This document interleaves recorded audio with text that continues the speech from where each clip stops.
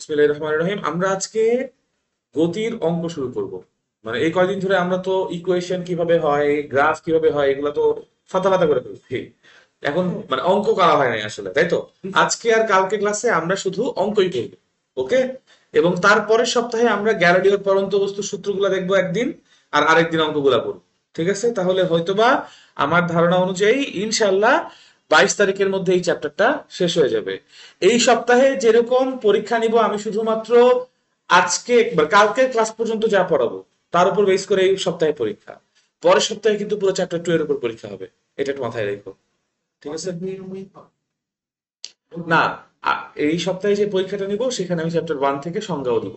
সংজ্ঞা মানে কারণ যেই পরীক্ষাটা তোমরা দিছো ওখানে কিচ্ছু হয়নি, কিচ্ছু পারো না। So, না না না, চ্যাপ্টার 1 থেকে দিতে হবে, কারণ চ্যাপ্টার 1 থেকে ধরো এমসিকিউ কোনো না কোনো জায়গায় আসবে, সংজ্ঞা কোনো না কোনো জায়গায় আসবে। তো চ্যাপ্টার 1 থেকে দিতে হবে, একটু পড়তে হবে। বা আমি, আর যদি তোমার মনে না থাকে কি পড়াইছি, ক্লাস রেকর্ড আছে না? আচ্ছা না, ওই সময় ক্লাস রেকর্ড গুলো তো নাই আবার। খাতা আছে, খাতায় রাখা আছে, খাতায় লিখাই দিছি। তো ওইখান থেকে পড়ে আসো, আর তারপর আমি ওখানে কেটে দিব, আবার সমস্যা নাই। ঠিক আছে? ওই তো মানে পরীক্ষা তো দিবা এই জন্য যেন আমি কাটতে পারি। আচ্ছা, পরীক্ষা আমি হচ্ছে সোমবারে মানে প্রশ্ন দিব। তাহলে তুমি পরের শুক্র শনিবারে এসে পরীক্ষা দিও। বাট আমি সোমবারে প্রশ্ন দিয়ে যাবো। এর মধ্যে সোমবার থেকে শুক্রবারের মধ্যে যে কোনো দিন বা এসে পরীক্ষা দিয়ে দিতে পারবা। ঠিক আছে? ওকে, চলো শুরু করি। বিসমিল্লাহ। আমাদের আজকে গাণিতিক সমস্যা সমাধান করবো, চ্যাপ্টার অধ্যায় 2। অধ্যায় 2, গাণিতিক সমস্যা। গাণিতিক সমস্যা। ভালো কথা, তোমরা কি গাইড কিনছো? কিনেছেন? গাইড পাইছো? গাইড বাইরে গেছে? পাঞ্জেরি বাইরে গেছে? চমৎকার। বাসায় আছে না এখানে আছে? আচ্ছা ঠিক আছে, সমস্যা নাই, চলো অঙ্ক শুরু করি। আচ্ছা দরকার নেই, এখন আগে আমরা অঙ্ক করি, অঙ্ক শেষ করে তারপর দেখবো না যে কি আছে এটার মধ্যে। ঠিক আছে? ওকে, বিসমিল্লাহ। হ্যাঁ, পূর্ণ হলেও সমস্যা নেই, এখন অঙ্ক তো আছে, প্রশ্ন তো আছে, আছে না? ওকে, তাও একটা নতুন কিনে ফেলিস। সাবাস, ক্যালকুলেটর কি আর নাই? জারি, ক্যালকুলেটর আনছো? সাবাস, থ্যাংক ইউ। চলো শুরু করি। আগে প্রশ্নটা লিখি। একটি, সবাই প্রশ্ন লেখো। একটি স্থির বাঘ তার 8 মিটার সামনে একটি 25 মিটার পার সেকেন্ড সমবেগে গতিশীল হরিণকে দেখা মাত্র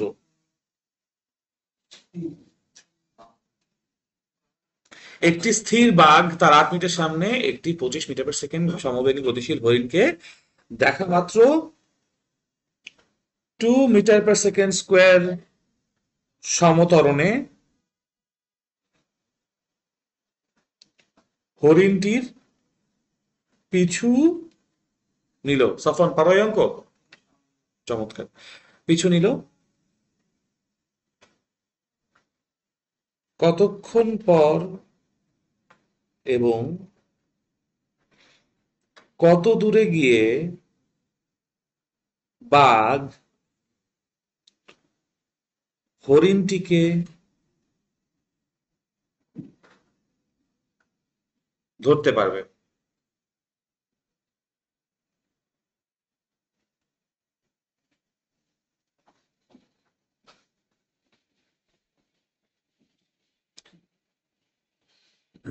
একটি স্থির বাঘ তার 8 মিটার সামনে একটি 25 মিটার পার সেকেন্ড সমবেগে গতিশীল হরিণকে দেখা মাত্র 2 মিটার পার সেকেন্ড স্কোয়ার সমতরণে হরিণটির পিছু নিল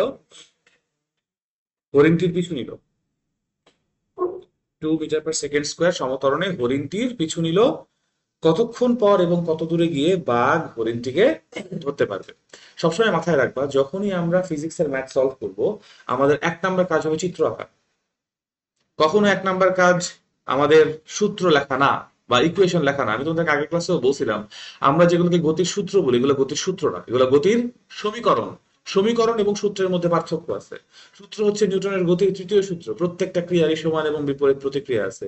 সূত্রের একটা বিবৃতি থাকে, কিন্তু আমরা বলছিলাম যেমন v equals to you plus at, এটাকে বলছিলাম বেগ, ত্বরণ এবং সময়ের মধ্যে সম্পর্ক। সম্পর্ক বলছিলাম না? সম্পর্ক আসলে কোত্থেকে আসে? সমীকরণ থেকে আসে। ওই যে অ্যালজেব্রিক এক্সপ্রেশন বা গাণিতিক এক্সপ্রেশন, এটা হায়ার ম্যাথ চ্যাপ্টার 2.1 এ আছে, মনে আছে? হায়ার ম্যাথ চ্যাপ্টার 2.1 কেউ পড়ছো? ওখানে ওই যে গাণিতিক সমীকরণ দিয়ে, ওখানে পলিনোমিয়ালস দিয়ে শুরু হয়েছে না? তো ওইখানেই তো আমরা জিনিসটা পড়ে আসছি। আমরা কখনো এগুলাকে গতির সূত্র বলবো না, এগুলোকে কি বলবো? গতির সমীকরণ বলবো। প্রথম কাজ কি হবে? আগে চিত্র আঁকা, তারপর চিত্র অনুসারে আমি ঠিক করব কোন সমীকরণ নিয়ে কাজ করব, ঠিক আছে? সো চিত্র মানে আমার এখানে বাঘ হরিণ আঁকতে হবে না, একটা দাগ দিয়ে বুঝাইলেই হবে যে এটা বাঘ এটা হরিণ, বা একটা বিন্দু দিয়ে বুঝাইলেই হবে। হ্যাঁ, মানে ওই এত বড় বক্স লাগবে না, মানে জাস্ট বুঝতে পারলে হয়েছে যে কি হইতেছে। আমাদের এই প্রশ্নের বর্ণনা অনুযায়ী আমার কাছে দুইটা গতিশীল বস্তু করা আছে, একটা হচ্ছে বাঘ, একটা হচ্ছে হরিণ। আমরা তাহলে যদি প্রশ্নের সিকোয়েন্স অনুযায়ী আসি, বাঘ নিশ্চয়ই পিছনে দাঁড়ায় আছে, হরিণ নিশ্চয়ই সামনে আছে, ব্যাপারটা এরকম না? কারণ বলছে একটি স্থির বাঘ তার 8 মিটার সামনে একটা হরিণকে দেখছে। তাহলে আমি কি বলতে পারি প্রশ্নের বর্ণনা বর্ণনা অনুযায়ী বাঘ এবং হরিণের মধ্যে যে গ্যাপ বা দূরত্ব সেটা হচ্ছে কতটুকু? 8 মিটার। সাবাস। এবং বাঘটাকে আমরা টাইগার টি দিয়ে প্রকাশ করলাম, হরিণটাকে আমরা ডিআর ডি দিয়ে প্রকাশ করলাম, ঠিক আছে?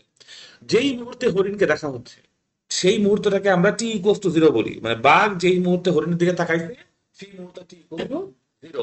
সেই টি ইকুয়ালস টু জিরো মুহূর্তে আমাদের যে হরিণ আছে, হরিণ কি করতেছে? সমবেগে, তাহলে ভি ধরলাম, সমবেগ 25 মিটার পার সেকেন্ড বেগে দৌড়াচ্ছে। কোন দিকে দৌড়াচ্ছে প্রশ্ন যেহেতু ধরে নাই, আমি ধরে নিচ্ছি এক্স অক্ষের ধনাত্মক দিকেই দৌড়াচ্ছে, ঠিক আছে? এরপর বলছে যে বাঘ হরিণটির পিছু নিল, তাই না? হরিণের পিছু যদি বাঘ নিতে চায় তাহলে বাঘটাকে কোন দিকে দৌড়াইতে হবে? হরিণ যেই দিকে যাচ্ছে সেই দিকে, বা আমাদের এখানে সামনের দিকে বা ডান দিকে, বুঝতে পারতেছি? তো আমার বাঘের যে ত্বরণ হবে, বাঘের ত্বরণটাকে আমরা এ দিয়ে প্রকাশ করলাম, a2 metre per second square. কিন্তু বাঘের জন্য আদি বেগ কত? সাবাস, কারণ প্রশ্ন বলেই দিছে স্থির বাঘ। বুঝতে পারছি? কোন কনফিউশন আছে? এখন লজিক্যালি তুমি চিন্তা করো, এইখানে দুইটা বস্তু করা আছে, হরিণও ডান দিকে যাইতেছে, বাঘও ডান দিকে যাইতেছে, তাহলে যদি বাঘ হরিণকে ধরে নিশ্চয়ই সামনে এসে কোথাও ধরবে, অন্য কোথাও গিয়ে তো আসলে ধরার জায়গা নাই, তাই না? সো আমি অ্যাজিউম করে নিচ্ছি বা ধরে নিচ্ছি তারা এই লাল অবস্থানে যখন আসবে তখন বাঘ হরিণকে ধরবে। দেখো, যখন দুইজনে দৌড়াদৌড়ি শুরু করছে তখন আমার ঘটনাটি ইকুয়ালস টু জিরো শুরু হয়েছে, কারেক্ট? যদি বাঘ হরিণকে ধরে ফেলে তাহলে ঘটনা কি টি ইকুয়ালস টু টি সেকেন্ডে শেষ হয়ে যাবে। এরপরে তার ঘটনার কোনো অস্তিত্ব নাই, আছে? না। আমি কি এটুকু বুঝতে পারতেছি যে হরিণের জন্য এই গতিকাল যতটুকু, বাঘের জন্য গতিকাল ঠিক same। কারণ হরিণও যতটুকু সময় নিয়ে দৌড়াবে, বাঘও একদম ঠিক একই সময় থেকে শুরু করছে না, দেখা মাত্র বলছি না? তার মানে হরিণ যেই মুহূর্ত থেকে, মানে দেখো হরিণ আগে থেকেই দৌড়াচ্ছিল, কিন্তু যেই মুহূর্তে হরিণ আর বাঘের দূরত্ব হচ্ছে 8 মিটার, তখন থেকে ঘটনা শুরু হয়েছে, ব্যাপারটা বুঝছো?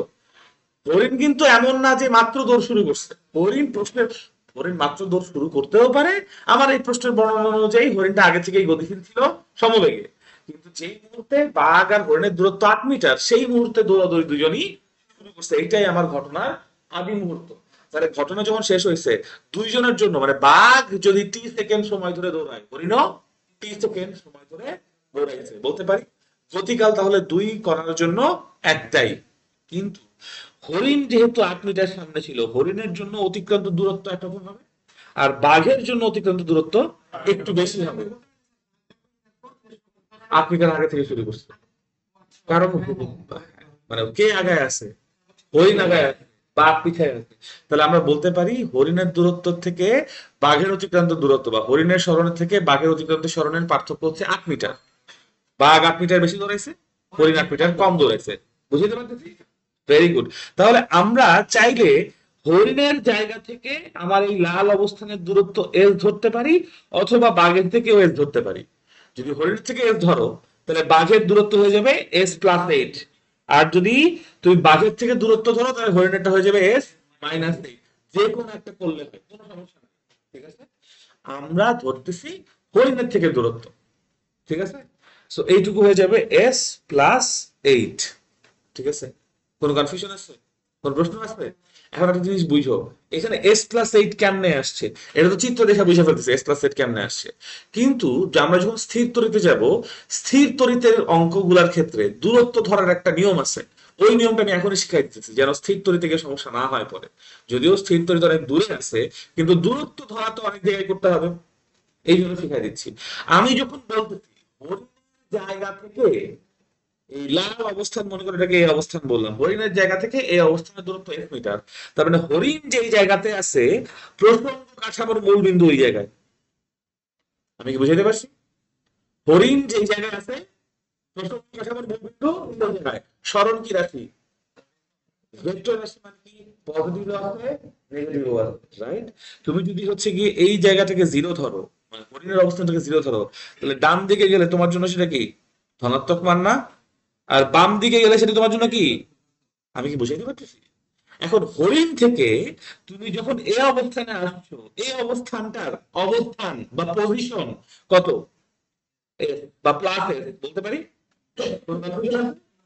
কিন্তু হরিণের জায়গা থেকে বাঘের যে অবস্থান, হরিণের জায়গা থেকে বাঘের অবস্থানটা কি +8 না -8? -8। সাবাস অনুপেন। কারণ হরিণেরটাকে তুমি জিরো ধরছো, আমরা সরণের কথা বলতেছি, সরণ, দূরত্বের কথা বলতেছি না। দূরত্ব বললে এটা এস এটা এ, কারণ দূরত্ব শুধুমাত্র পজিটিভ হবে। কিন্তু আমরা যে গতির সমীকরণ নিয়ে কাজ করি, s equals to ut plus half at square, অথবা সমবেগের জন্য এস ইকুয়ালস টু ভিটি, এখানে এস কি দূরত্ব, এখানে এস কি সরণ। মাথায় ভালো মতো রাখবা, আমরা গতির সমীকরণে কখনোই স্কেলার নিয়ে কাজ করি না, কি নিয়ে কাজ করি? ভেক্টর নিয়ে কাজ করি। তো দিস ইজ ভাই, আমাকে মাথায় রাখতে হবে যখন তুমি হরিণের থেকে দূরত্ব বলতেছো ভাই, এটা কত? হরিণের পজিশন হয়ে গেছে জিরো। কোন কনফিউশন আছে? কোন প্রশ্ন আছে? Very good. এখন তুমি বলো, তুমি বলতেছো হরিণের থেকে এ বিন্দুর পজিশন বা অবস্থান হচ্ছে এস, আর হরিণের থেকে তোমার বাঘের অবস্থান হচ্ছে -8, তাই না? তাহলে বাঘের অবস্থান, মানে বাঘের অবস্থান থেকে হরিণের অবস্থান পর্যন্ত যদি আমরা অবস্থানের পরিবর্তন নির্ধারণ করতে চাই, তাহলে স্মরণ আসবে না? বাঘের স্মরণ বলতে কি বুঝবো? বাঘের আদি অবস্থান আর বাঘের শেষ অবস্থানের মধ্যবর্তী পার্থক্য। বাঘের শেষ অবস্থান কি +8, বাঘের আদি অবস্থান কি -8। স্মরণ তোমাদেরকে আমি শিখাইছি কি বলতো? শেষ অবস্থান মাইনাস আদি অবস্থান। তাহলে এস মাইনাস -8 ইকুয়াল টু কত? আমি জিনিসটা বুঝাইতে পারছি? কোন কনফিউশন আছে? ওই জায়গাতে ম্যাক্সিমাম ছেলেপেলে ভুল করে। তারা চিন্তা করে এইটুকু এস, এটা 8 মিটার আগে থেকে আসছে, মানে কি s+8। কিন্তু এই চিন্তাটাকে দূরত্বের দিক থেকে চিন্তা করে। আর আমাদের গতি সমীকরণে দূরত্বের কোনো জায়গা আছে? আমরা কোথাও বেগ যদি নিয়ে আসি তাহলে সরান আনতে হবে। দ্রুতি আনলে না আমরা হচ্ছে গিয়ে দূরত্ব আনি, কিন্তু দ্রুতি নিয়ে কি কোনো কাজ করি? আমরা তো দ্রুতির সংখ্যা শুনিয়ে শিখিই নাই, মানে আমি আর ক্লাসে পড়াই নাই আর কি। কিন্তু দ্রুতি বলে একটা ব্যাপার আছে, আমরা জানি বইয়ে পড়ি। দ্রুতি কি জিনিস? স্কেলার রাশি, মানে বেগের যে স্কেলার রাশি যার মান আছে কিন্তু কোনো দিক নিয়ে চিন্তা করি না। দ্রুতি এই জন্য পড়ে না, লাগে না, মানে ওটা নিজেরাই পড়ে। বেগ পড়লে দ্রুতি পড়ে ফেলতে পারবো। আবার আমি জিনিসটা বুঝাইতে পারছি? এই জিনিসটা ক্লিয়ার, খুবই কেয়ারফুল থাকবে। এই জন্য বলছি চিত্র রাখতে হবে। চিত্র যদি কেউ না আঁকে এই জিনিসটা ধরা সম্ভব। আমি বুঝাইতে পারছি? দিস ইজ ওয়্যার বাঘের স্মরণটা s+8 হয়। আর তুমি বলতে পারো যে ভাইয়া আমি আসলে বাঘের অবস্থানটাকে জিরো ধরতে চাই, কোনো সমস্যা নাই। তুমি যদি বাঘের অবস্থানটা জিরো ধরো, তাহলে তুমি এই এ অবস্থানটাকে তুমি বাঘের জায়গা থেকে তখন তুমি কি বলবা? মনে করো +s1 বললা, +s1 বললা। আর হরিণের অবস্থানটা তোমার জন্য কি হবে? +8 হবে না? তাহলে হরিণের আদি অবস্থান কত? +8। হরিণের শেষ অবস্থান কত? +s1। তাহলে হরিণের স্মরণের জন্য তুমি কি লিখবা? শেষ অবস্থান বিয়োগ আদি অবস্থান, s1 - 8। অবশ্যই 1 মিনিট নাও, কোনো সমস্যা নাই। আমি বলছি তুমি যদি বাঘের অবস্থান থেকে দূরত্ব চিন্তা করো, বাঘের অবস্থান থেকে দূরত্ব চিন্তা করে বাঘের পজিশনটা কি জিরো হয়ে যাবে না? প্রসঙ্গ কাঠামোর মূল বিন্দু কি বাঘ হয়ে যাবে না? তাহলে বাঘের সামনে +8 জায়গায় কি আছে? হরিণ। আর +s1 জায়গায় কি আছে? মানে হরিণ এবং বাঘ দুজনেরই শেষ অবস্থান। তাহলে বাঘের অবস্থান থেকে হরিণের অবস্থান, মানে শেষ অবস্থান এই বিন্দু পর্যন্ত এই পুরো দূরত্বটা কত আমার জন্য? s1। তাহলে হরিণের শেষ অবস্থান কোথায় আছে? s1 এ আছে। হরিণের আদি অবস্থান কোথায় আছে? +8 এ আছে। তাহলে হরিণের যে স্মরণ এই অংশটুকু কতটুকু হবে? s1 তাই হওয়া উচিত না? বাঘের জায়গা থেকে s বললে ওইটুকু তো s - হবে না? বুঝাইতে পারছি খেলটা কেমনে হয়েছে? এই পুরাটা স্মরণ। এবং এই জন্য আমি এতদিন ধরে চ্যাপ্টার 1 এর মধ্যে কোনটা প্রসঙ্গ কাঠামো পড়াইছি, কোনটা প্রসঙ্গ বিন্দু পড়াইছি, এবং চ্যাপ্টার 2 এর মধ্যেও ছিল, চ্যাপ্টার 1 এর মধ্যে ছিল, মানে প্রসঙ্গ কাঠামো মানে স্থানাঙ্ক অবস্থা পড়াইছিলাম না? মনে আছে? কেন বুঝতে পারছো? এইভাবে করে আমরা অবস্থান নির্ধারণ করি। এই অঙ্কগুলো খুব সিম্পল অঙ্ক, এখানে আসলে এই ব্যাপারগুলো মাথায় না আনলেও চলে। কিন্তু যখন স্থির তুমি যাবা, রাজশাহী বোর্ড 2024 একটা অঙ্ক আসছে, যেই অঙ্কের সলিউশন পাঞ্জেরিতে ভুল করে দেওয়া আছে, বিকজ ওরা এই জিনিসটা মাথায় আনে। পরে আমি ওদেরকে পাঠাইছি ইমেল করে, ওরা শুনছে, ওরা এটাকে পরের এডিশনে ঠিক করবে, কিন্তু এই এডিশনের টেস্ট পেপারে তো অ্যান্সার ভুলই চলে আসছে। লেকচারে এটা ঠিক করছিলাম আমরা যখন লেকচারে ছিলাম, বুঝছো? এই ভুলটা এই জন্য হয়েছে কারণ ওরা এই প্রসঙ্গ কাঠামো, প্রসঙ্গ বিন্দু, এই জিনিসপত্র অ্যাকাউন্টে আনে নাই। এতদিন পর্যন্ত লাগতো না, এতদিন পর্যন্ত এসএসসি পরীক্ষায় এরকম প্রশ্ন আসতো না। ওই রাজশাহী বোর্ড 2024 এসএসসি তে যে প্রশ্ন আসছে, সেইটা আমি ইন্টারমিডিয়েট সেকেন্ড ইয়ারের পোলাপাইনদের অঙ্ক করাইতাম, সেই অঙ্ক এসএসসি তে দিয়ে দিছে 2024 সালে। 25-এও দেখবে এরকম প্রশ্নই করবে। এই জন্য বলতেছে আস্তে আস্তে প্রশ্ন স্ট্যান্ডার্ড হয়ে গেছে। এইগুলা শেখার জন্য, বোঝার জন্য তুমি চিত্র না একা এই জীবনেও ধরতে পারবে না যে কোনটা প্লাস হবে আর কোনটা মাইনাস হবে। Because চিত্র না আঁকলে তুমি যখন বলতেছো বাঘের অবস্থান থেকে কাকে জিরো ধরতেছো, তুমি এটা ফিগারে তুমি নিজেকে বুঝাবে কেমনে? যেতে পারছি? কোনো কনফিউশন আছে? তার মানে এই না যে পরীক্ষার হলে চিত্র আঁকতেই হবে, পরীক্ষার হলে চিত্র না আঁকলে নাম্বার দিবে না, ওরকম না। পরীক্ষার হলে চিত্র আসলে কেয়ার করে না স্যাররা, কিন্তু আমি চিত্রের কথা এই জন্য বলতেছি কারণ তুমি যেন অঙ্কটা বুঝতে পারো। বলো সাফওয়ান, কি বলতে গেছিলা? হ্যাঁ, অবশ্যই। পরের পেজে যাই, আই নতুন চিত্র একা বুঝাই। আমরা এখানে বললাম যে হরিণের জায়গা থেকে দূরত্ব এস, এটা তো বুঝতে পারছো। এখন এইখানে আমরা যদি বলি যে এটা হচ্ছে বাঘের অবস্থান টাইগার, বাঘের কাছ থেকে 8 মিটার দূরে প্রশ্নের বর্ণনা যাবে। এখন প্রশ্নের বর্ণনা দিচ্ছি, কে আছে? হরিণ আছে, এবং দুইজনই যেহেতু একই দিকে দৌড়াইতেছে, দুইজনই এই অবস্থানে আইসা মিলবে। আমরা ধরতে চাই যে বাঘ নিজের অবস্থান থেকে এস দূরত্ব, বা আচ্ছা এসটা একবার ধরে ফেলছি, আমরা বলতে চাচ্ছি বাঘ নিজের অবস্থান থেকে ডান দিকে S1 পরিমাণ সরণ করলে হরিণকে ধরতে পারবে। তাহলে বাঘের জন্য যদি S1 হয়, আমি বাঘের অবস্থান থেকে এই অবস্থান যদি S1 বলি, তার মানে বাঘের অবস্থানটাকে আমি কি বলছি? জিরো। তাই বলছি না? বাঘের অবস্থা যদি জিরো হয়, আর ডান দিকে যেহেতু গেছি আমরা এই অঙ্কে ডান দিকটাকে পজিটিভ ধরছি, তাই না? তাহলে এই অবস্থানটা আমার জন্য কি +S1। আর এই ও অবস্থান থেকে আমাদের যে ডি অবস্থানটা আছে, ডি অবস্থানটা কি ডানে আছে না বামে আছে? ডানে থাকলে এই অবস্থানের মানটা কি হবে? +8। তাহলে আমি যদি এখন জিজ্ঞেস করি যে হরিণের সরণ কত, হরিণের সরণ সমান কি হবে? হরিণের শেষ অবস্থান মাইনাস হরিণের আদি অবস্থান। হরিণের শেষ অবস্থান কোথায় আসবে? এ বিন্দুতে আসবে। মান কত হবে? S1 বসাইলাম। আর হরিণের আদি অবস্থান কোথায় আছে? ডি বিন্দুতে বা +8-এ। তাহলে S-8, এটাই হবে না? তোমরা এতদিন এই অঙ্ক করছো, কিন্তু এই অঙ্কের সময় তুমি এরকম প্লাস মাইনাস চিন্তা করো নাই। তুমি বলছো যে যদি এইটুকু দৈর্ঘ্য আমার এস হয়, তাহলে আমার জ্যামিতি অনুযায়ী চিত্র দেখে বুঝতে পারতেছে এইটুকু এস থেকে 8 বাদ দিলে যা হবে তা, কারণ এই অংশটুকু হচ্ছে আমার 8। এক্স্যাক্টলি, কিন্তু গতির সমীকরণে তো ভাই ডিস্টেন্সের কোনো জায়গা নেই, ভেক্টর দিয়ে এবং স্থানাঙ্ক ব্যবস্থা দিয়ে, এবং সব জায়গায় যে এত সিম্পল অঙ্ক আসবে তারও তো কোনো নিশ্চয়তা নাই, তাই না? এই অঙ্ক তো আমরা করে অভ্যাস করতেছি, কিন্তু পরীক্ষায় তো এই অঙ্কটাকে একটু ঘুরাইও দিতে পারে। তখন আমরা কি করব? এরকম হইতে পারে না যে হরিণ ধরুন আসছে এদিক থেকে, হরিণ বাঘরে দেখে নাই, বাঘ যেতেছে অপর দিকে, মুখোমুখি ওই যে নায়ক নায়িকা যেরকম দুই প্রান্ত থেকে দৌড়ায় আসে, চোর পুলিশ দৌড়াইছে, অনেক কিছুই করা যায় ভাই। শুধু যে বাঘ হরিণ থাকবে এরকম না, চোর পুলিশ তো দৌড়াইতে পারে, পারে না? এবং দুইজনকে যে একই দিকে দৌড়াইতে দিবে এরকম তো না, দুইজন বিপরীত দিক থেকে দৌড়াই আসতে পারে, পারে না? তো তখন আমরা এই হিসাবে তো গোলমাল পাকায় ফেলবো যদি দূরত্ব দিয়ে হিসাব করি।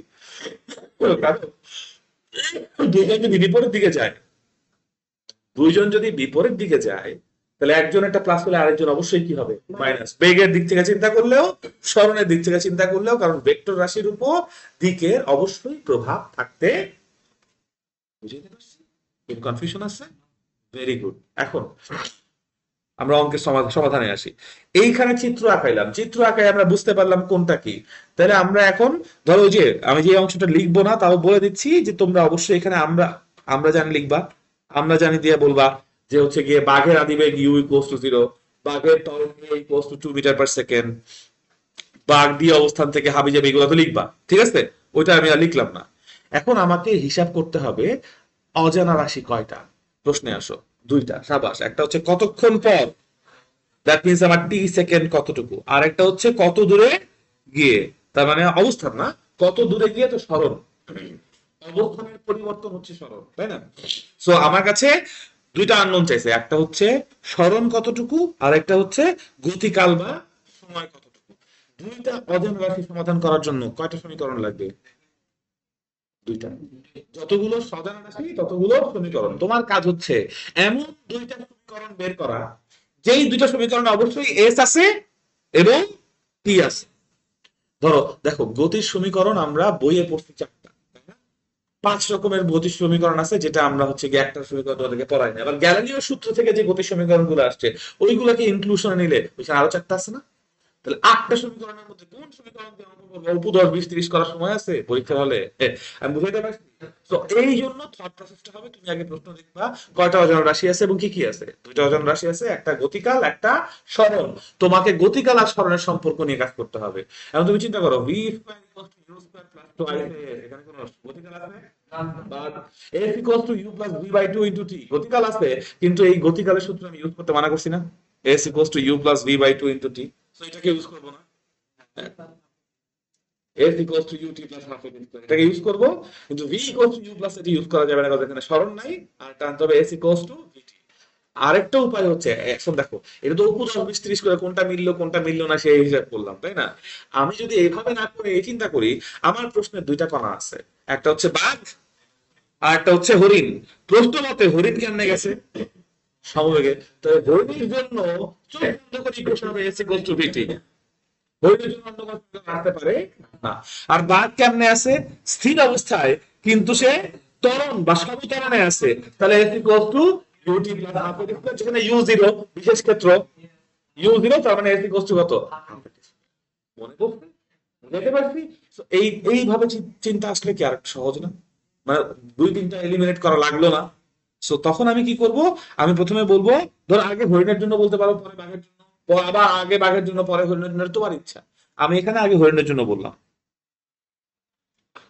হরিণের জন্য অতিক্রান্ত দূরত্ব এস ইকুয়ালস টু কি হবে? ভি ইনটু টি। কারণ হরিণ সমবেগে, তাই না? এখানে একটা সাইড নোট দিয়েছে, বিকজ সমবেগে গতিশীল। সাইড নোট দিলে ভালো।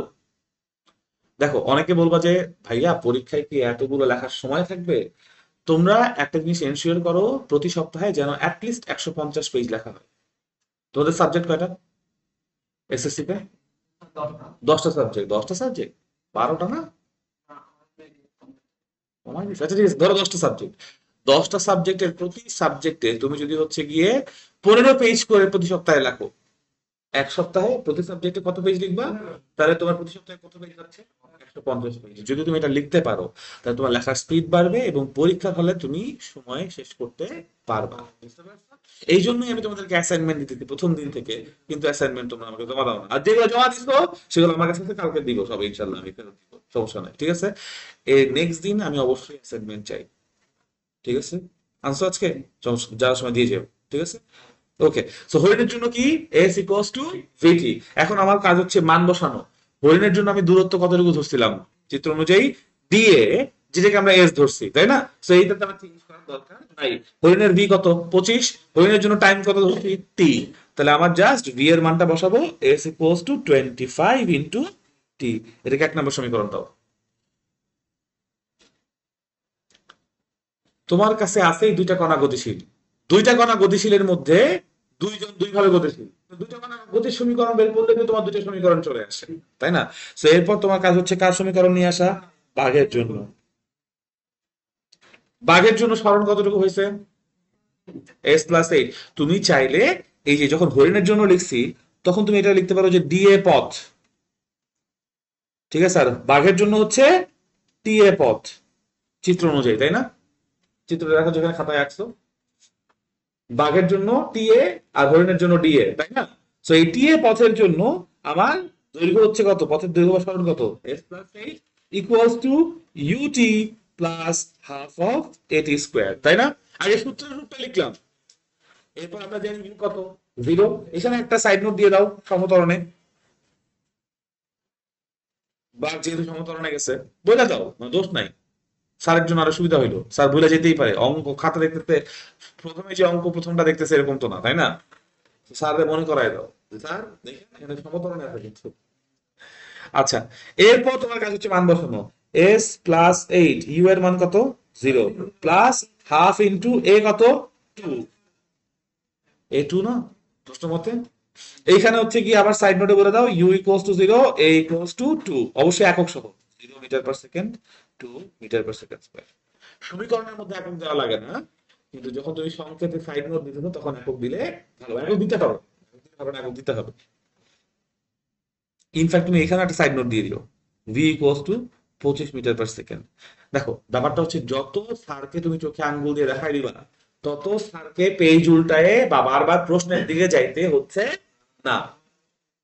মান বসিয়ে লিখলে হবে, কিন্তু ওই যে মান বসিয়ে লিখে কার মান বসাও, স্যার আবার কি করবে, প্রশ্নের দেব প্রশ্ন দিতে হবে না, মান কত দেওয়া আছে, কিন্তু দেওয়া আছে কোন পেজে আছে? আগের পেজে। স্যারকে আবার পেজ উল্টাইতে হবে না।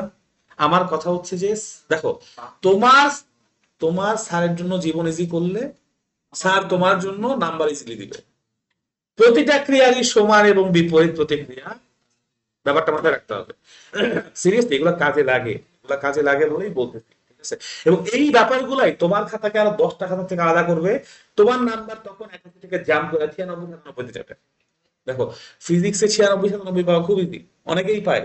ম্যাথে 99 পায়, কেমিস্ট্রিতেও 99 পাই দেখছি আমি। কেমনে পায়?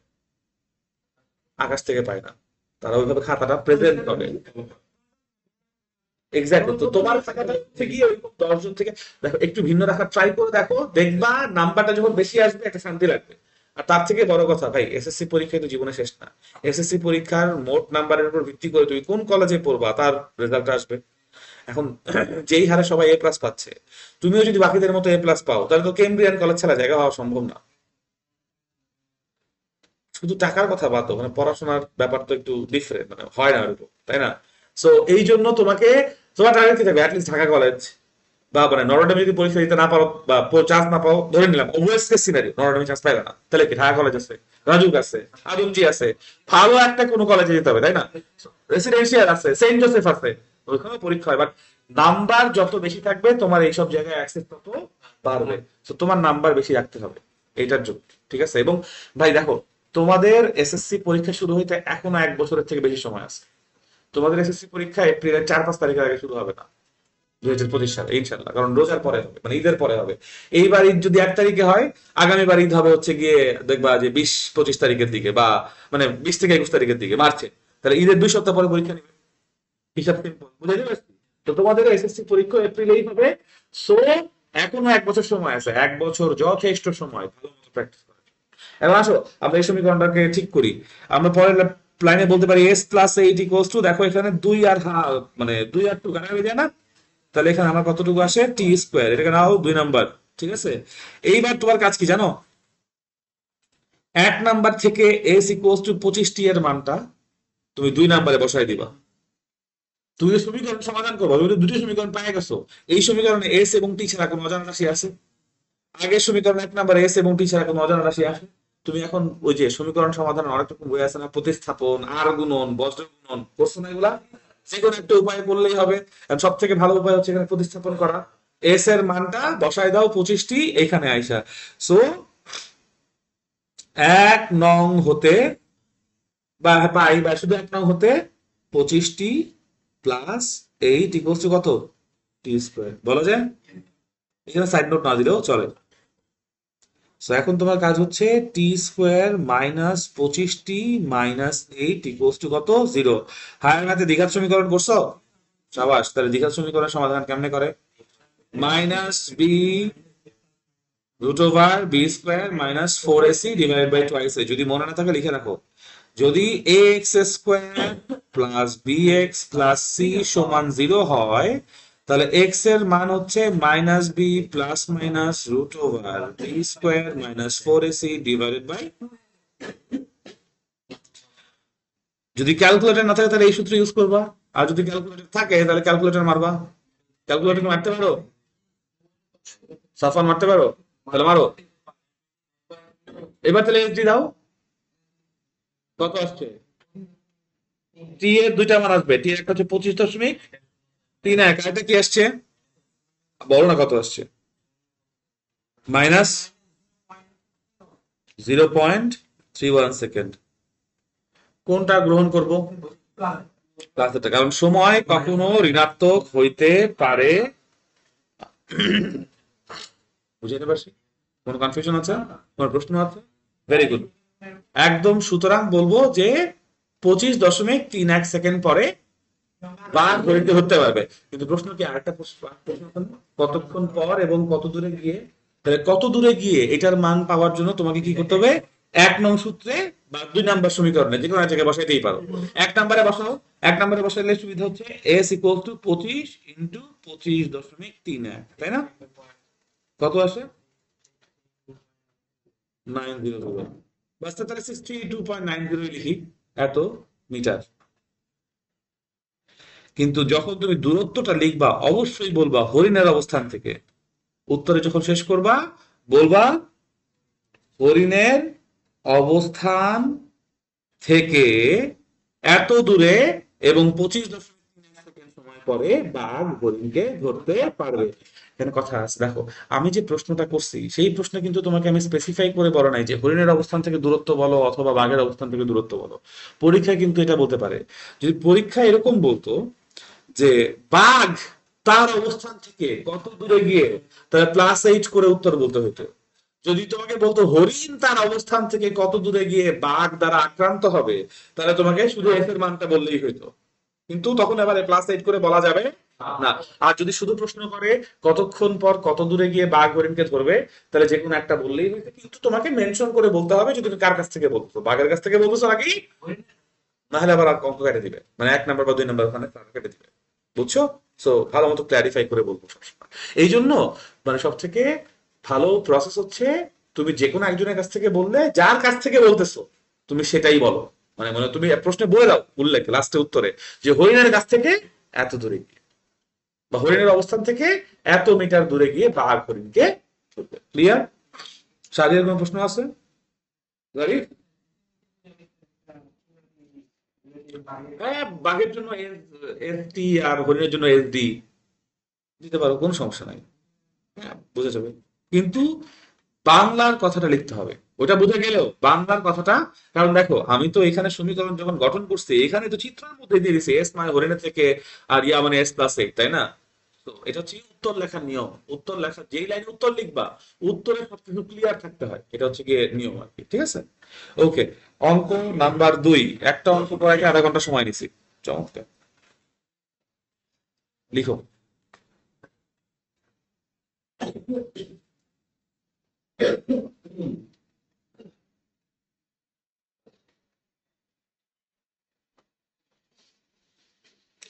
একজন লোক তার 10 মিটার সামনে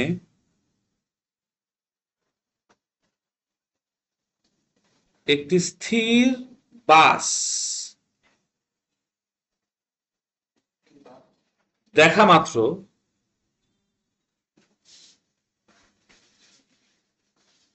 বাসের উদ্দেশ্যে 10 মিটার/সেকেন্ড সমবেগে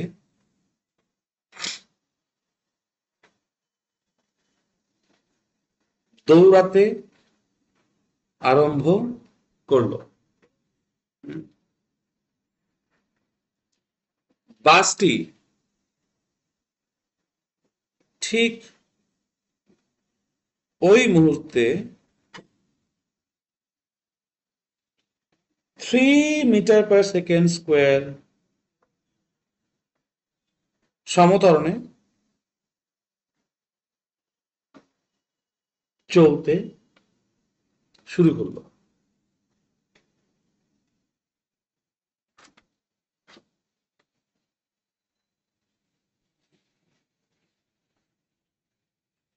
কতক্ষণ পর এবং কত দূরে গিয়ে ভদ্রলোক বাসে উঠতে পারবে?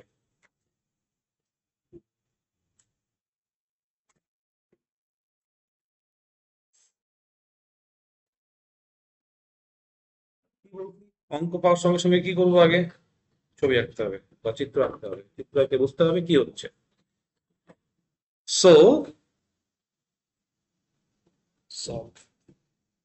আমাদের প্রশ্নের বর্ণনা অনুযায়ী এবার কে আগে আছে কে পরে আছে? লোকটা আগে আছে, বাঘটা সামনে আছে। বাঘ বাঘ ধরতে দৌড়াইতেছে, বাহ! এ তো রজনীকান্ত পুরা, যে বাঘের পিছে দৌড়াচ্ছে, বাঘের পিঠে করে আজকে ধরো নায়িকার বাসায় যাবে রজনীকান্ত। ঠিক আছে, তো এই হচ্ছে কি আমাদের রজনীকান্ত। আর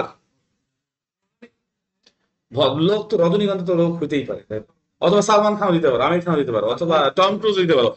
কারণ সব থেকে বেশি দৌড়ায় হচ্ছে টম ক্রুজ, সব মুভিতে দৌড়ায়। ওখানে দৌড়ায়, দেখবা যে ওর মুভি মানে ও দৌড়াবে, আধা ঘন্টা ধরে লাফ করে দৌড়াবে আগে, ঠিক আছে, তারপর লাফাবে। ওর মতো দৌড়াইতে আমি কারো দেখি নাই। যাই হোক, সো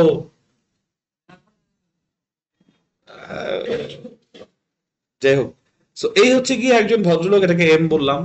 রজনীকান্ত আর না বলি, কারণ আছে, একটু পরে বলছি কেন। তো এই মিনা, মিনা মিনান, ও আচ্ছা মিনান দৌড়াচ্ছে। মিনান আজকে বাসে উঠবে কি উঠবে না আমরা দেখবো, ঠিক আছে। তো মিনান তার সামনে কতটুকু সামনে দেখছে বাস? 10 মিটার সামনে বাস দেখছে। যেই মুহূর্তে বাসকে দেখছে সেই মুহূর্তে বাসের আদিবেগ কত? ওকে, তো মিনান বাসটাকে দেখে কি করছে? কি শুরু করছো? হ্যাঁ বলতে হবে তো, মানে রোজার মাস সে শুরু করে দিছে 10 মিটার/সেকেন্ড বেগে। ও কিন্তু বাস ধরার জন্য দৌড়াচ্ছে, তো বাস উল্টা দিকে দৌড় দিবে না, বাস যেদিকে আছে সেদিকে দৌড়াবে, স্বাভাবিক ব্যাপার, তাই না? বাঘ আর হরিণের মতো। এখন ঘটনা হচ্ছে বাস বসে ঠিক ওই মুহূর্তেই চলা শুরু করছে। কত ত্বরণে? 3 মিটার/সেকেন্ড। ত্বরণের দিক কোনটা হবে? কারণ যখন বাসে ওঠার জন্য তুমি দৌড়াচ্ছ, তুমি রাস্তায় তো রং সাইড দিয়ে দৌড়াচ্ছ না নর্মালি, তাই না? সো তুমি যেদিকে দৌড়াচ্ছ বাস আসলে ওই দিকেই চলে যাবে বলেই তুমি দৌড়টা দিছো। এটা কিন্তু ধরো প্রশ্নে বলে দেওয়া লাগবে না, লজিক অনুযায়ী আমরা এরকম করে নিব। সো বাসের যে ত্বরণ সেটা হচ্ছে গিয়ে 3 মিটার/সেকেন্ড স্কোয়ার। সো আবারও আমরা ধরতে পারি যে ধরো এ অবস্থানে আসার পর লোকটা বাসে উঠতে পারবে, তাই না? এখন তুমি, হ্যাঁ, বা মিনান বাসে উঠতে পারবে, মিনান তো আর লোক না, মিনান তো মিনান। তো তুমি বাসের অবস্থান থেকে যদি বলো এর দূরত্ব বা এর পরিমাণ স্মরণ করতে হবে, তাহলে মিনানকে কতটুকু দৌড়াতে হবে? S+10। কিভাবে S+10 সেটা আর দেখাইলাম না, একটু আগে তো ব্যাখ্যা করলামই, তাই না? ওকে, এক্স্যাক্টলি। এই হচ্ছে কি আমার টোটাল সিনারিও, তাই না? এখন দেখো দুইজনে কি একই মুহূর্তে গতিশীল হয়েছে না? তাহলে T=0 দুজনের জন্য যা। আবার যখন মিনান বাসে উঠে ফেলছে তখন আমাদের জন্য কি ঘটনা শেষ হয়ে গেছে। তাহলে গতিকাল কি দুইজন শেয়ার করছে, বা দুইজন একই পরিমাণ সময় ধরে গতিশীল ছিল। একই পরিমাণ সময় মিনানকে বেশি দূরত্ব ধরে ফেলছে, আর বাসকে কম দূরত্ব গতিশীল হয়ে ফেলছে। বুঝতে পারতেছি? Very good. তাহলে এখন আবারও আমরা জানি ব্লা ব্লা ব্লা লেখার পর আমরা লিখবো যে মিনানের জন্য,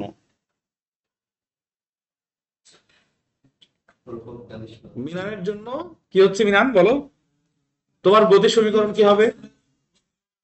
মিনান কিভাবে গতিশীল? সমবেগে। সমবেগে তো গতিশীল না, তাহলে মিনানের জন্য গতির সমীকরণ হবে S=V × বুঝতে পারছো? সাইড নোটে বলে দিব সমবেগে S=V এর মান কত বসবে? 10। এটাকে 1 নম্বর সমীকরণ বসায় দাও এবং লিখে দাও যে মিনানের বেগ V=10 মিটার/সেকেন্ড বলে। ঠিক আছে? ও সাবাস, থ্যাংক ইউ। আমরা তো মিনানের জন্য করতেছি এবং মিনান তো বেশি দূরত্ব অতিক্রম করছে। S+10, S+10।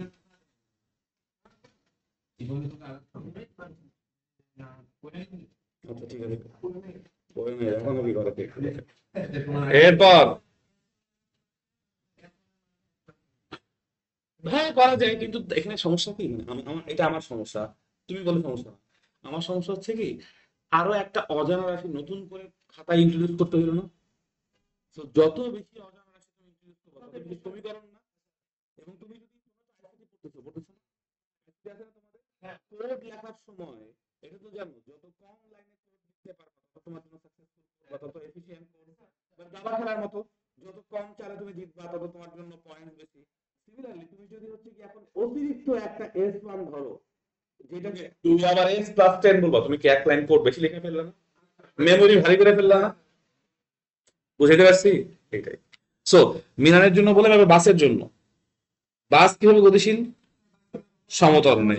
তাহলে বাসের জন্য সমীকরণ হবে s equals to ut plus half of at square, তাই না? জি ভাইয়া। আহ মানে আমরা গতির সমীকরণটাকে ঠিক রাখতে চাই। দেখো, আমি তোমাদেরকে বিশেষ ক্ষেত্র লেখাইছি, কিন্তু বিশেষ ক্ষেত্র কি পরীক্ষার মানে বইয়ে আছে না। সো এটাকে যদি তুমি লিখো, স্যাররা বলবে এই ও তো নকল করছে, পাশের জনের কাছ থেকে দেখছে। প্রমাণ কি তোমার কাছে যে তুমি নকল করো নাই? বুঝতে পারছি। সো ওই যে ঠাকুর ঘরে কে রে, আমি কলা খাই না, ওই মাইনা আবার নাম্বার কমে যাবে। যাই হোক, so s equals to ut এর জায়গায় বসবে 0 প্লাস হাফ এর জায়গায় 3 ইন্টু টি স্কোয়ার, তাই না? সাইড নোটে লিখবো u equals to 0 meter per second. এবং জারিফ, এই যে এই সাইড নোট গুলো দিবা কিন্তু ভাই। সাফওয়ান, তৌসিফ, অনুপম, নম্র, তারপর কি হুজাইফা, শাহরিয়ার এবং মিনান, সাইড নোট গুলা অবশ্যই দিবা। ছোট ভাই, সার্বজনীন ছোট ভাই বাইরে তো দেখাই করবে, সব বন্ধুত্ব করে থাকবে না। কেন শেষ রোজার মাসে মানে রোজার কত হালকা করবি ভাই, কি শেষ?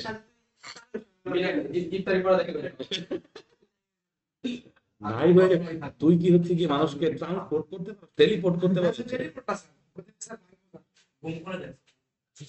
শেখ হাসিনা তো, শেখ হাসিনা তোর বাসায় কি শেখ হাসিনার মানে এই যে ফটো টটো টানানো আছে? আচ্ছা, ও বনের ভিতরে জয় বাংলা রেকর্ড হয়েছে কিন্তু, ঠিক আছে? পরে দেখবি যে ডিজিএফ আইএনএস শুন না চলে আইবো। আচ্ছা, জি আসো। এখন ছাত্র দল, শিবির, সব এখন আসো। সো মানগুলা বসাইছি, মানগুলা বসানোর পর আমার সমীকরণ এস ইকুয়ালস টু কত আসতেছে?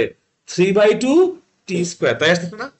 এখন দেখো, এখানে আমি 2 নাম্বার দিব না, কেন জানো? সমীকরণে মনে করো অ্যালজেব্রিক ইকুয়েশন যে বুঝে হায়ার ম্যাথ চ্যাপ্টার 2.1, ওখানে আমরা ওই ইয়া পড়ছি না, ওই যে লিডিং কোএফিসিয়েন্ট হাবিজাবি পড়ছি না? আচ্ছা, বাংলাটা আমি ভুলে গেছি গুলারে। ওই যে c x to the power p polynomial মানে বহু, হ্যাঁ, হায়ার ম্যাথ অধ্যায় 2 এর বহুপদীর মধ্যে মানে বহুপদী সাধারণ রূপ C x to the power P ছিল না? ওখানে সি যেটা সহজ বলছিল, যেটা সব কি পূর্ণ সংখ্যা হতে হয় না? মনে আছে? এখানে কি পূর্ণ সংখ্যা আছে? ঝামেলা বুঝতে পারছি। তো এই জন্য পরের লাইনে 1-2 নাম্বার দিব না। আমরা কি করব, আগে সমীকরণের উভয় পক্ষকে 2 দিয়ে গুণ করব, তাহলে পূর্ণ সংখ্যা হবে। ইয়ে থাকে পূর্ণ সংখ্যা, কারণ সমীকরণ মানেই সহগগুলারে পূর্ণ সংখ্যায় রাখতে হবে, ঠিক আছে? আমি বলতেছি না যে এইভাবে রাখলে সমস্যা, বাট তুমি যদি না রাখো, তুমি যদি পূর্ণ সংখ্যায় নিয়ে আসো, মানে সমীকরণটাকে স্ট্যান্ডার্ড ফর্মে আনো, ওটা আরেকটু বেটার হলো, পরীক্ষার খাতাটা আলাদা হবে, ওইটা বলতেছি। 2 দিয়ে গুণ করো, 2 দিয়ে গুণ করলে বাম পাশে হবে কত? 2s ইকুয়ালস টু কত? 80 স্কয়ার। উভয় পক্ষকে 2 দিয়ে গুণ করে লিখলাম, ঠিক আছে? এবং তারপর এইটা হয়ে গেল তোমার 1 নম্বর সমীকরণ। অথবা তুমি এটাকে 1 নম্বর সমীকরণ, 2 নম্বর সমীকরণ না দিয়ে তুমি পরের লাইনে একটা কাজ করো, 2 ইন্টু এস এর জায়গায় কত বসাবা? ও আচ্ছা আচ্ছা, এখানে কথা আছে, ওইদিকে নেওয়ার কথা ছিল। Yes, thank you, thank you. কিন্তু ওইটা মানে হচ্ছে গিয়ে একটা কাজ করি আমরা, এইখানে বন্ধ করি, এখানে বন্ধ করে আবার 1 নং থেকে পাই যাই। 1 নং হতে পাই এস ইকুয়ালস টু 10t-10, এটাকে 2 নাম্বার দিলাম। এখন দেখো এই এক্সট্রা কেন করলাম আমি তোমাকে বুঝাই, এটা আমার লজিকটা বুঝাই। তোমরা না করলে তোমরা শুরুতেই করে আসতে পারো, কোনো সমস্যা নাই। আমার লজিক হচ্ছে, আমি যখন এই লাইনটা লিখছি, আমি তখন শিওর না যে এস এর মান আমি এখান থেকে নিয়ে বসাবো নাকি ওইখান থেকে এস এর মান তুই এখানে বসাবো। ব্যাপারটা এরকম না? যখন এখানে এসে দেখছি যে আমার এখানে ফ্র্যাকশন আসছে, সবসময় তো ফ্র্যাকশন না আসতে পারে, এখানে যদি এর মান 4 দিয়ে দিত, তাহলে কি ফ্র্যাকশন আসতো? না। তাহলে আমি ওখানে 2 নাম্বার দিয়ে 2 নাম্বার থেকে মান নিয়ে 1 নাম্বারে বসে দিতে পারতাম। বাট যেহেতু এখানে ফ্র্যাকশন আসছে, তাই আমি 2s 3t স্কয়ার করছি, বুঝছি না? এই জন্য আমি ওই উপর থেকে এস এর মানটা আনতে চাই। আমার যখন প্রয়োজন হয়েছে, আমি তখন এস এর ইকুয়েশনটাকে ঠিক করে তারপর মান বসাইছি। এটা হচ্ছে আমার লজিক। বাট আমার লজিক কিন্তু তোমরা ফলো করতে হবে এরকম না, তুমি তোমার মতো অঙ্ক করো, আমি জাস্ট তোমাকে দেখাচ্ছি যে এভাবেও উপস্থাপন করা যায়। আচ্ছা আসো, সো এস ইকুয়ালস টু, এটাকে 2 নাম্বার দিলাম, তারপর আবার আচ্ছা 2 নাম্বার তো এটাকে দিয়ে আসতে হবে, তখন তুমি তো এখানে শেষ করো না, তাই না? তাহলে এটা হবে কত? 3 নাম্বার। এরপর তুমি আবার 2 নং হতে পাই যাও। 2 নং এ কি ছিল? 2s equals to 3t square, তাই ছিল না? এরপর এখানে 2 এস এর জায়গায় কত বসাবা? 10t -10 ইকুয়ালস টু কত 3t স্কোয়ার, তারপর হবে 20t minus 20 equals to 3t square, এখানে 3t square minus 20t plus 20 equals to কত 0। এই যে আবার টি এর দ্বিঘাত সমীকরণ আসছে। এখন আমাকে বলো টি এর মান কি কি আসে। টি এর টি মান হচ্ছে 5.441 সেকেন্ড, আরেকটা 1 পয়েন্ট, তাহলে 1.23 বলি, 1.23 সেকেন্ড। এই তো, এই জন্য অঙ্কটা আমি করাচ্ছি। দেখো আমরা এর আগের অঙ্কে টি এর একটা মান বাদ দিচ্ছি কারণ নেগেটিভ, নেগেটিভ সময় হয় না। এবার তুমি এখানে আসো, এই অঙ্কের কাজটা কি বুঝতে হবে। এই অঙ্কের কাজ হচ্ছে মিনান বাসে উঠবে। মিনান তো আর রজনীকান্ত না। ও যদি রজনীকান্ত হতো ও কি করতো জানো, উড়ে যেত না, অনেক দৌড়ায় বাসের সামনে গিয়ে দাঁড়ায় থাকতো, বাস ওভারটেক করে বাস আসলে ও দৌড় তাই করতো না। এখন তুমি এখানে বুঝো টি এর মান আসছে দুইটা, একটা হচ্ছে ছোট সময়, একটা হচ্ছে বড় সময়। তার মানে নিশ্চিত ভাবে এইখানে যে দুইটা কণা গতিশীল, তারা যদি এইভাবে গতি কন্টিনিউ করতে থাকে তারা পরস্পর দুইবার মিলিত হবে। যে পিছায় কেন দুইবার মিলিত হবে এটাও বুঝো। আমার পিছনে কে আছে মিনান, ওর বেগ কত 10 মিটার পার সেকেন্ড, তাই না, তাই না।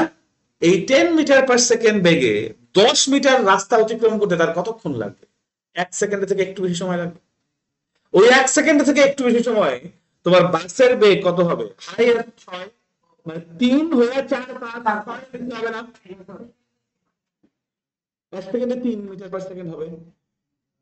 ব্যাপারটা দেখো, মিনারের যে বেগ ওটা হলো 10 মিটার পার সেকেন্ড, তাহলে এই 10 মিটার রাস্তা অতিক্রম করতে কতক্ষণ সময় লাগবে, 1 সেকেন্ড লাগবে। ওই অবশ্যই ইমপ্র্যাকটিক্যাল, এটা ফিজিক্সের অঙ্ক, এটা রিয়েল লাইফের অঙ্ক না। মিনান তো পারবেন, কোনো সমস্যা নেই, মানে উসাইন বোল্ট তো ধরতে পারে না, বাট মিনান ম্যান, হ্যাঁ। এখন দেখো, দেখো ব্যাপারটা বুঝো, মিনান 10 মিটার রাস্তা অতিক্রম করতেছে কতক্ষণে, 1 সেকেন্ডে। ওই 1 সেকেন্ডে বাসের বেগ হাইয়েস্ট কত হচ্ছে 6, তাহলে স্টিল ওই 1 সেকেন্ড পরে মিনানের বেগ কি বাসের থেকে বেশি না, তাহলে মিনান কি করবে, বাসে ওভারটেক করে চলে যাবে। যদি বাসে না উঠে বাসে ওভারটেক করে চলে যাবে না, কিন্তু মিনানের কি আছে সমবেগ, আবার বাসের কি আছে সমত্বরণ, তাহলে আস্তে আস্তে আস্তে আস্তে বাসের ত্বরণের জন্য বেগ কি বাড়তেছে। যেই সময় গিয়ে বাসের বেগ মিনানের থেকে বেশি সেই সময় বাস আবার কি করবে, মিনানকে সেকেন্ড টাইম ওভারটেক করবে। বাট বুঝতে পারছো, কোনো কনফিউশন আছে। এই জন্য তোমার সময়ের মান আসছে কয়টা, দুইটা পজিটিভ মান আসছে। কিন্তু তোমাকে বুঝতে হবে মিনানের কাজ হচ্ছে বাসে ওঠা, এখানে দুইটা আলাদা প্রসঙ্গ কাঠামো আছে, বুঝছো। মিনান রাস্তায় দৌড়াচ্ছে, রাস্তায় একটা প্রসঙ্গ কাঠামো, আর বাস ভিতরে নিজে একটা প্রসঙ্গ বস্তু। আমার এই অঙ্কের লক্ষ্য হচ্ছে, এবং একটু আগে আমার যে হরিণ বাঘ ধরবে এইখানেও লক্ষ্য হচ্ছে বাঘ যখন হরিণটা খায় ফেলবে, ধরে ফেলবে, তো দুইটা বস্তু মিলে একটা মিলিত বস্তু হয়ে গেছে। এইখানেও যখন মিনান বাসে উঠে যেতেছে তখন দুইটা বস্তু মিলে শেষ পর্যন্ত কি একটা বস্তু হয়ে যেতে কারণ মিনান তো বাসে উঠে যাচ্ছে, তাই না। তো দুইটা বস্তু মিলে একটা বস্তু হইতেছে। এই ক্ষেত্রে তারা সময় নিবে না, তারা সর্বনিম্ন পসিবল সময়ে একত্র হয়ে যাবে। এই লজিকে, বা একবার যদি মিনান বা ভদ্রলোক বাস ধরে ফেলে তাহলে সে বাস সঙ্গে সঙ্গে উঠে ফেলবে, সে এই অতিরিক্ত 5.4 সেকেন্ডের জন্য ওয়েট করবে না। এবং রিয়েলিটিতে তুমি চিন্তা করো, এটা যদি কেউ করতে চায় এটা বিশাল রকমের রিস্ক না, বাস তো চাপা দিয়ে চলে যাবে উঠার আগে। ও তো চেষ্টা করবে সব থেকে কম সময়, মানে ওই যে দিলওয়ালে দুলহানিয়া লে জায়েঙ্গের মতো, যে ধরো কাজল ট্রেন ক্রস করে ফেলছে তারপর ট্রেন আসার পর উঠছে, এটা তো অসম্ভব না। মানে আমি কি চিন্তা করে ছোট মানটা, অবশ্যই ছোট মানটা চাপা দিয়ে চলে গেছে। তুমি তো আর চাপা দেওয়ার সুযোগ দিবা না, দিবা না। তুমি কি করবা, সর্বনিম্ন সময়ে যেইবারে চান্স পাবা ওইবারেই উঠে যাবা। দেখো এই জিনিসটা আমার একটু আগের অঙ্কতেও ডাটা, মানে বাঘ হরিণের অঙ্কের মধ্যেও ডাটা এমন ভাবে জানা যায় যে দুইটাই পজিটিভ মান আসবে, তখন এইরকম লক্ষ্যে আলোচনা হবে না। তোমাকে বুঝতে হবে দুইটা পজিটিভ মান আসলেও সর্বনিম্ন যে সময় সেই সর্বনিম্ন সময়, তুই চিন্তা করো বাঘ আর হরিণ দৌড়াচ্ছে, দুটো পজিটিভ সময় আসছে, একটা হচ্ছে গিয়ে 10 সেকেন্ড আসছে, একটা 25 সেকেন্ড আসছে। 10 সেকেন্ড যখন আসছে, বাঘ যখন একবার হরিণের কাছে চলে আসছে, হরিণ কি বলো, ওই কি ওই আমার বাঘের কাছে হয়তো বাঘ দেখে উল্টা দিয়ে তো দৌড় মারবে যদি বাঘ ওই চান্স ধরে না ফেলে। ব্যাপারটা এরকম না। আমি জিনিসটা বুঝাইতে পারছি। তো এরকম কেসে, যে সকল কেসে অঙ্কের মধ্যে প্রশ্ন পড়ে বুঝতেছো যে সর্বশেষে যা হইতেছে সেটা হচ্ছে যে আমার দুইটা কাঠামো মিলে একটা কাঠামো হইতেছে, তখন অবশ্যই সর্বনিম্ন সময়ে ঘটনা ঘটে যাবে। তো আমার এখানে এই যে বাসে উঠবে কি উঠবে না এইটার জন্য আমার সময় কতটুকু হবে, 1.23 সেকেন্ড। আমার জন্য 5.44 সেকেন্ড গ্রহণযোগ্য নয়। কারণ কি বলবা, লোকটি সর্বনিম্ন সময়ে বাসে উঠে যাবে, এটাই কারণ, এটাই ব্যাখ্যা। হ্যাঁ, যে লোকটি সর্বনিম্ন সময়ে বাসে উঠে যাবে বিধায় টি ইকুয়ালস টু 1.23 সেকেন্ড, অথবা টি ইকুয়ালস টু 5.44 গ্রহণযোগ্য নয়। লিখে দিব, যেহেতু লোকটি সর্বনিম্ন সময়ে বাসে উঠতে চাইবে, তাই t not equals to 5.441, t equals to 1.23। আর টি ইকুয়ালস টু 1.23 হলে বাসের অবস্থান থেকে এস এর মান বসাই দিয়া, মানে এই যে দেখো তোমাকে 3 নম্বর সমীকরণ আছে এস বের করার জন্য, 3 নম্বর সমীকরণে এস এর মান বসাই দাও, তোমার অঙ্ক উত্তর চলে আসবে।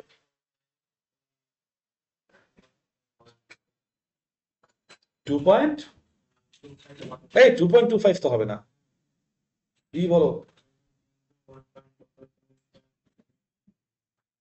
ও হ্যাঁ, বাসের অবস্থান থেকে 2.21, ঠিক আছে। হ্যাঁ, লোকের লোকের অবস্থান তো 12 হবে। হ্যাঁ, অবশ্যই উঠতে চাইবে, মানে মানে উঠে পড়বে কিনা সেটাই তো আমি নির্ধারণ করতেছি না। সো এটা এই জন্য লিখলাম। হ্যাঁ, না মানে ওর যদি আসবে স্যারের ইচ্ছা থাকে তাহলে খারাপ হবে। তো স্যারের ইচ্ছা আছে। হ্যাঁ, এই জন্য এক্স্যাক্টলি, সাবাস। না না, এসএসসি থেকে না ফেলবো, রাস্তা কি হলো, এটা বুঝতে হবে না। রোজার মাসে এসব, শোনো শোনো শোনো শোনো, একটা সিরিয়াস কথা বলি, রোজার মাসে এসব কথা ফাইজলামি করে বলবো না, because আল্লাহ যদি এই দোয়া কবুল করে ফেলে, বা অনেক সময় আমরা বলে ফেলি দেখ জীবনটা ধ্বংস হয়ে গেল, এটা বলা যাবে না। মানে যদি আল্লাহ সত্যি, মানে এইটা আমি আমার রিয়েল লাইফে একটা এক্সাম্পল দিই। হ্যাঁ, আমার আমার নিজের লাইফে আমি যখন ক্লাস 6-এ পড়ি, তখন এরকম কোনো একদিন আমার আল্লাহর প্রতি প্রচন্ড কৃতজ্ঞতা আসছে, কেন জানি না। একদিন মানে একটা এরকম আমাদের বাসার বিল্ডিং এর ছাদে একদিন এরকম খাওয়া দাওয়ার প্রোগ্রাম ছিল। তো ওই দিন খুব ভালো মতো বিরিয়ানি টিরিয়ানি খাইছি, খায় হাতে একটা কোক, এক গ্লাস কোক নিয়ে দাঁড়ায় আছি, ছাদ থেকে সামনে বিশাল বনশ্রী মেইন রোড দেখতেছি, এবং আমার প্রচন্ড রকম কৃতজ্ঞতা আসছে আল্লাহর প্রতি। তখন মনে মনে আসছে যে আল্লাহ আমাকে এত ভালো জীবন দিছো, কিন্তু আমি তো মহামানব হইতে পারতেছি না। মহামানবদের জীবনে অনেক কষ্ট থাকে, আমার জীবনে তো কষ্ট নাই। তো আল্লাহর আমি ওই মুহূর্তে দোয়া করে ফেললাম যে আল্লাহ আমাকে মহামানব বানাও, ওই জীবনে অনেক কষ্ট দাও। ঠিক আছে। এরপর আসলে যাই হোক, বুঝতে পারছি যে এইসব দোয়া করা উচিত হয় নাই, কবুল করে ফেলছে আল্লাহ দোয়া। ওই কথা যেন পাবো, সেই জন্য বলবো এইসব দোয়া করবো না। ঠিক আছে, সবসময় দোয়া করবো যে আল্লাহ আমার জীবন সহজ করো। আচ্ছা, আজকে এই পর্যন্ত, ইনশাল্লাহ আগামীকালকে আরেকটা অঙ্ক, আরো অঙ্ক